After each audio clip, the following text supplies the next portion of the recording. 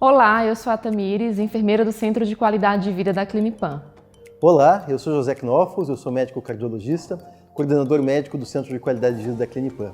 Hoje nós vamos falar com vocês a respeito do controle do colesterol.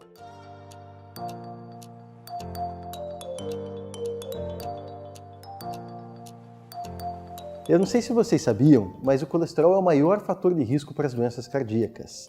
Eu não sei se a Tamires tem essa informação, mas em 2004 houve um estudo muito importante chamado Estudo Interheart. E esse estudo ele reviu todos os fatores de risco que levavam as pessoas a terem um infarto.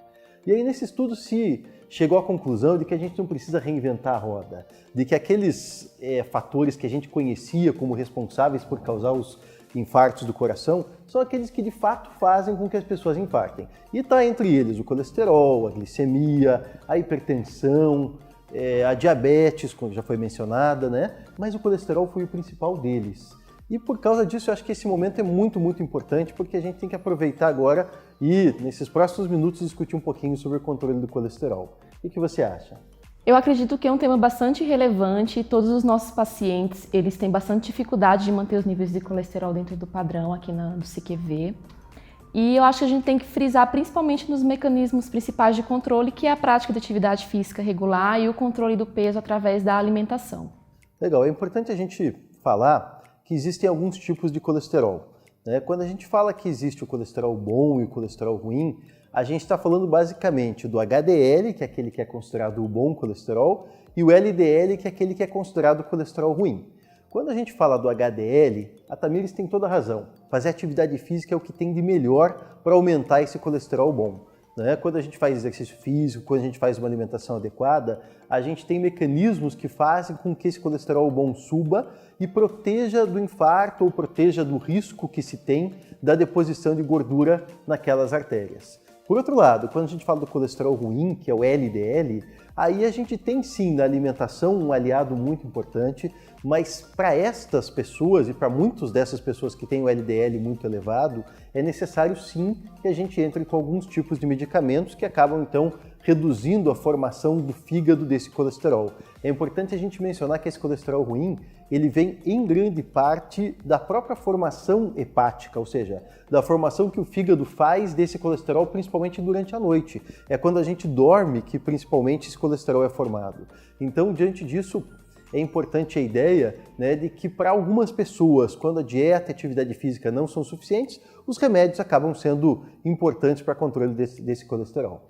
E é importante a gente lembrar que a alimentação ela vai fazer toda a diferença no controle do colesterol. Quanto mais gordura a gente ingere na nossa dieta, maior vai ser o nível de colesterol no nosso sangue. Então tem alimentos que a gente tem que evitar, tem alimentos que a gente tem que consumir. O que a gente tem que evitar principalmente? O consumo de gorduras saturadas, que são o excesso de gordura que vem de origem animal, e também as gorduras trans, a gordura da indústria, como a margarina e os óleos vegetais. E o que a gente tem que ingerir para manter esse controle de colesterol? Principalmente oleaginosas, frutas cítricas, peixe, soja, grãos, são alimentos que vão auxiliar no controle desses níveis no nosso sangue. Legal, e diante disso foi importante você ter falado, nós temos vários alimentos industrializados, como as bolachas recheadas, como alguns tipos de chocolates industrializados, não todos, que acabam fazendo com que esse colesterol aumente e não só isso, aumentam também o potencial tóxico que esse colesterol tem. É importante a gente lembrar que esse colesterol vai se depositando na parede da artéria, e essa deposição é que faz com que um dia nós tenhamos o infarto, nós tenhamos o derrame, nós tenhamos entupimentos que podem acontecer nas artérias das pernas também, do intestino, e justamente por causa disso é que tem que se cuidar tanto da alimentação quanto no controle desse colesterol. Quer dizer, deve-se ir a consultas regularmente, fazer o exame de colesterol e uma vez detectado níveis elevados, existe sim uma série de medidas capazes de mantê-lo em um nível adequado, seja na dieta que você comentou e também em alguns casos com medicamentos. Então, por falar em consulta, Tamires, pode contar pra gente um pouquinho como é que está funcionando o SOS Balança? O grupo SOS ele é mais um dos grupos do CQV para os beneficiários tanto do CQV quanto da Clinipam. Então ele é voltado para aqueles indivíduos que têm interesse em mudar os seus hábitos de vida, em incluir atividade física na sua rotina, em melhorar a sua forma de se alimentar e assim alcançar a qualidade de vida e não apenas o controle do colesterol. Então são encontros quinzenais durante 3 meses, onde você vai ter contato direto com psicólogos, com educadores físicos, com nutricionistas e eles vão te dar orientações sobre qualidade de vida. E tanto vai auxiliar no controle do colesterol como da perca de peso. Legal, você sabe que uma coisa que eu estava lembrando é que realmente a gente como médico percebe o tempo todo que nós sozinhos, enquanto médicos, temos muita dificuldade de controlar os fatores de risco. Mas quando se tem uma equipe multidisciplinar, quando se tem uma equipe interprofissional, sem dúvida nenhuma isso se torna muito mais fácil.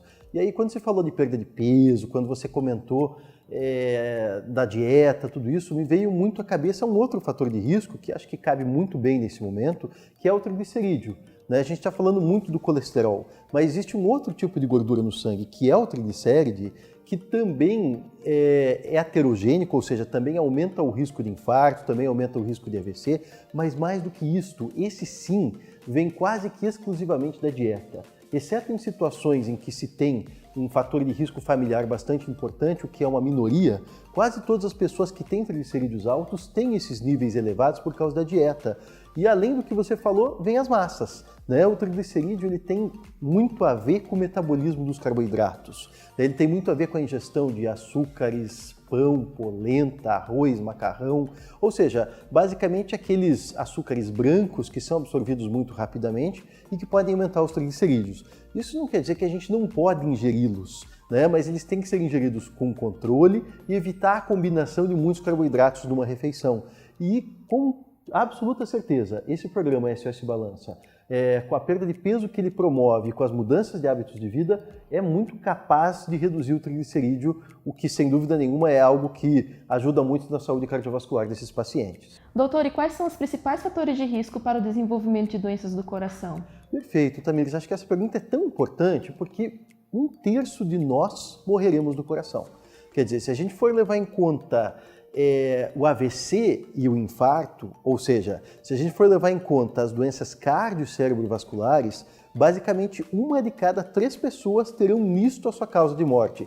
Obviamente isso varia um pouquinho de país a país, de cidade a cidade, mas a grande verdade é que, em média, nós temos uma quantidade tão grande de pessoas que morrem ou do coração ou de doença cerebrovascular que isso merece uma atenção enorme.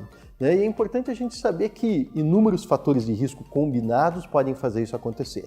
Então a gente pode começar com os não modificáveis, quer dizer, o que a gente não consegue mudar? A gente não consegue mudar a idade, a gente não consegue mudar o gênero. Ou seja, existe uma ideia de que o homem, pelo menos enquanto a mulher está em idade fértil, tem um risco maior de infarto do que as mulheres. Isso muda depois que a mulher entra na menopausa, mas durante um tempo razoável, a mulher é mais protegida do que o homem em relação ao risco cardiovascular. Então, esses são os fatores de risco não modificáveis. E também tem a história familiar.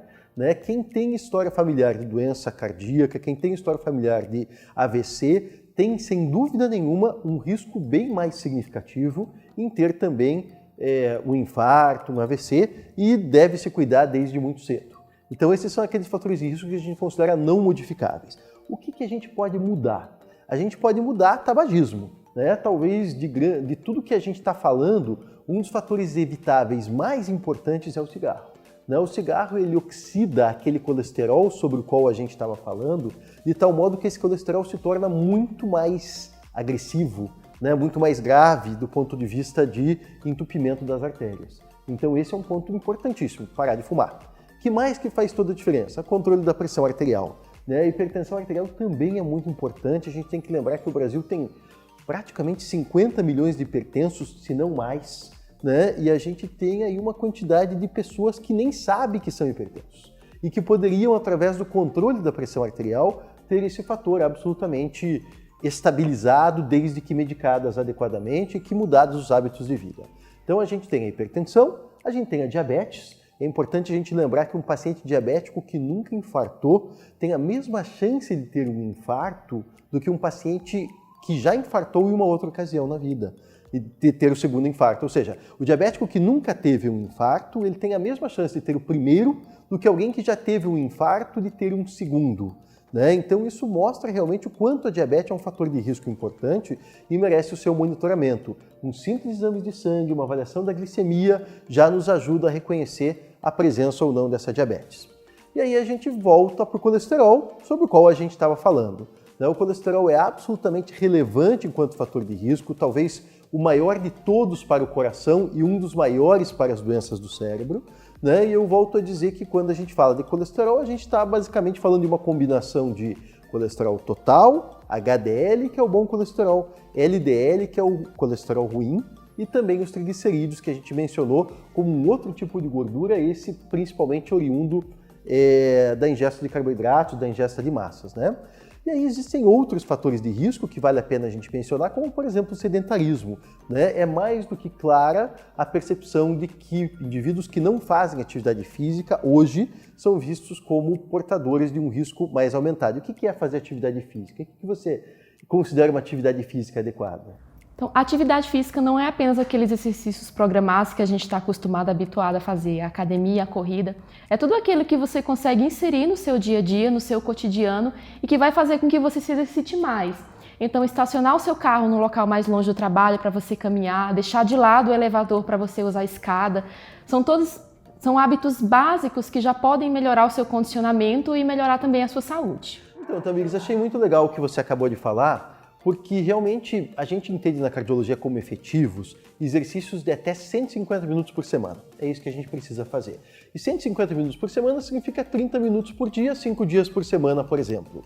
Isso pode ser feito em períodos alternados, de manhã, de tarde, de noite, mas ao longo do dia nós temos que ter completado aí pelo menos 30 minutos de atividade e durante a semana 150 minutos para que a gente consiga ter o coração saudável. Se você tem interesse em saber mais informações sobre o nosso grupo SOS Balança, você pode estar entrando em contato pelo nosso telefone ou pelo nosso site. Legal, e aproveitando então, quero convidar todo mundo que quiser para que venha conhecer o Centro de Qualidade de Vida.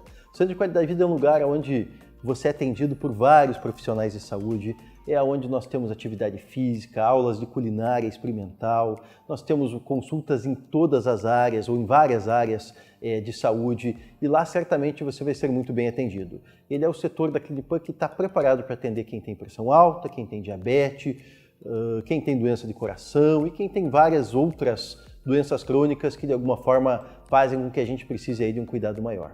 Sejam todos muito bem-vindos ao CQV, sejam todos muito bem-vindos à Clinipan e até mais. Até mais.